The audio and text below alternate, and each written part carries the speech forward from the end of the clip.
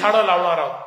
त्यातले 40 लाख झाडं आपण लावली आहेत आणि पुढच्या काळामध्ये पुढच्या 2 ते 3 वर्षामध्ये 5 कोटी झाडं हे लावून आधीच हरित असलेल्या गडचिरोलीला अधिक हरित आपल्याला बनवायचं आहे आणि प्रदूषण मुक्त आपल्याला बनवायचं आहे.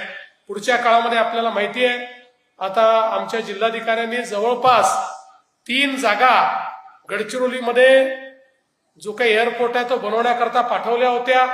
त्या संदर्भात प्राथमिक जे काही त्याचं सर्वेक्षण केलं त्याला आपल्याला आपल्या एअरपोर्ट अथॉरिटीने होकार दाखवलेला आहे.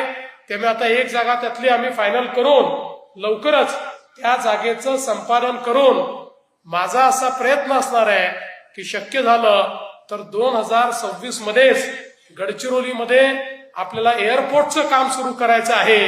कारण एक एअरपोर्ट हा गडचिरोलीला गेटवे टू साऊथ इंडिया बनवणार आहे आणि पूर्ण दक्षिण भारताचं द्वार म्हणजे गडचिरोली जिल्हा. अशा पद्धतीनं गडचिरोलीला विकसित करण्याचा प्रयत्न हा आपला असणार आहे.